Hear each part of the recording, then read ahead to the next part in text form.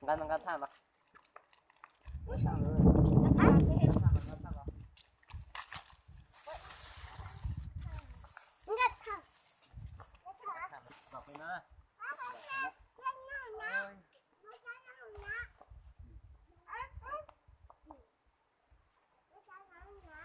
Son dầu nè, đây là son dầu, so tè, so để nó, thì bắt đầu lọt ha.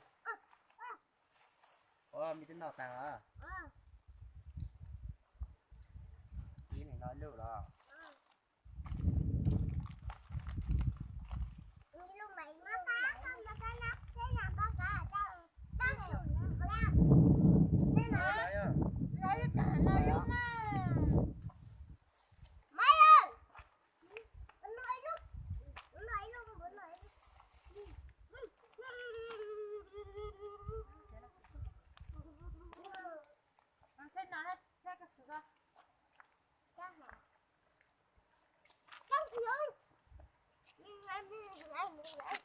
Nó gì vậy?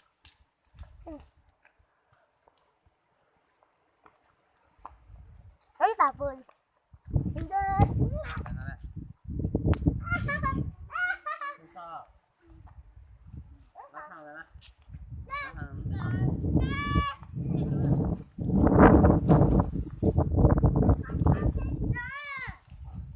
Nó chụp đục rồi đấy.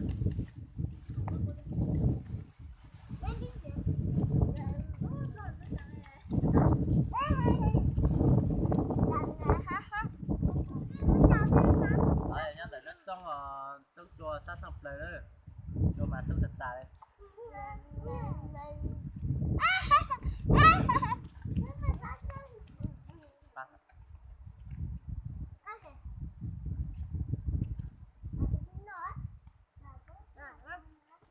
Mình ra nó sát khác thế.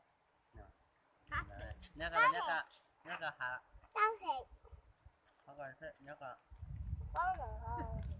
Hả rõ rồi. Đang thiệt à? Cái nó có gì hơn nè. Giờ biết ngặt thà nè. Cái nó thà.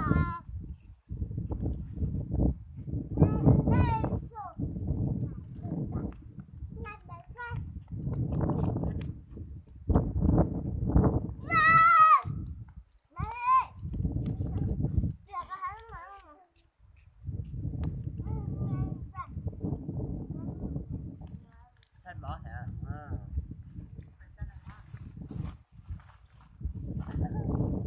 Nào luôn nha.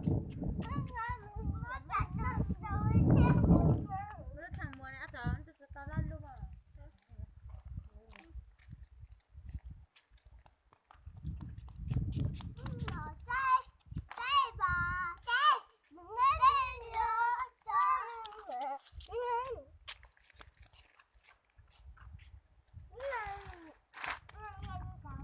Nhọc vào tập.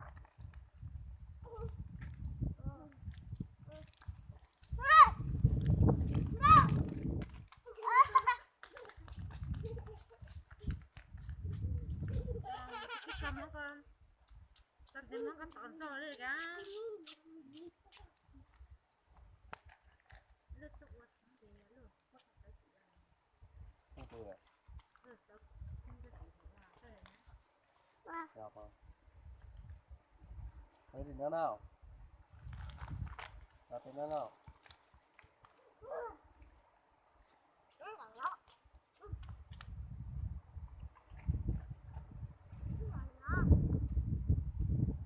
Cháu các hai sẽ tìm lên lòng tôi à? Hả? Không nhà em phải tìm tôi à không? Ủa đấy. Không phú nhá. Nhớ chưa? Đi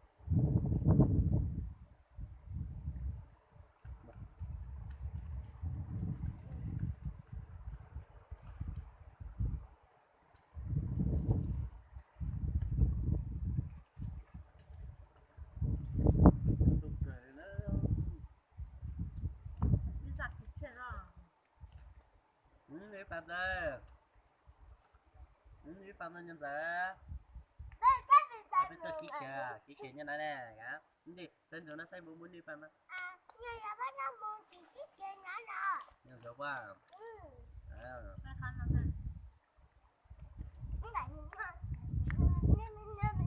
Mấy cái hết mình rồi. Em bây giờ được Nó rồi. qua rồi nó còn bộ học á không nhớ học á Ba mình nhảy dưới cho nó tất cả.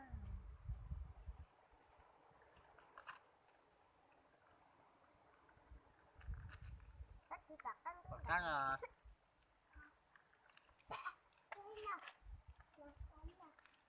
tại đây mình để buổi sao tiền Có đâu. Ở nó nuôi rồi. Cháu thì mới tao nó là hàng nhá. mình để được nào mình để nào Có là Đưa ớt ở kia. giờ mà Ớt ở nắm kia tao đâu. luôn nè. mai nó sao cái tơ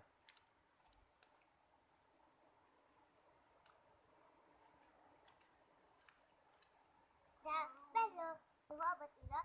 Dạ, ở bên này. Chỉ cần nhau nói như vậy.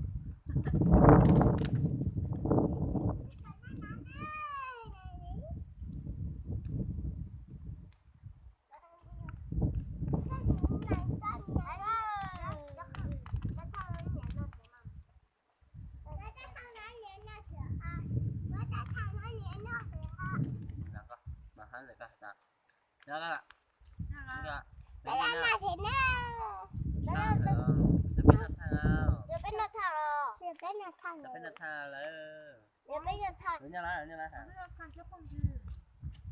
Đưa bên nó thằng rồi.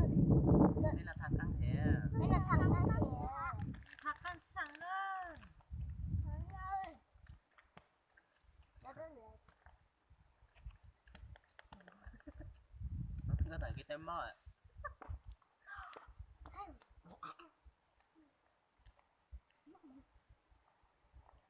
Bây giờ cho nó trả lời.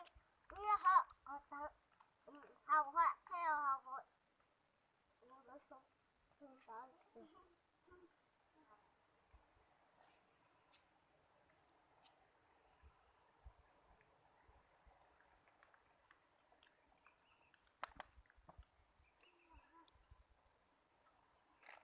ok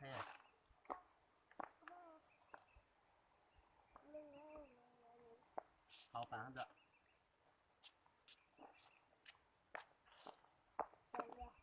Rồi biết rồi. sắp thủng đấy Chẳng không chưa. có Nó có chọc không nhỉ? phục vụ à Chẳng chưa. À, rồi ăn cho bé. Tấm bùa lầu. Tấm bùa tắc tắc. Nó tao gì phanh. Liệu bên bài mà.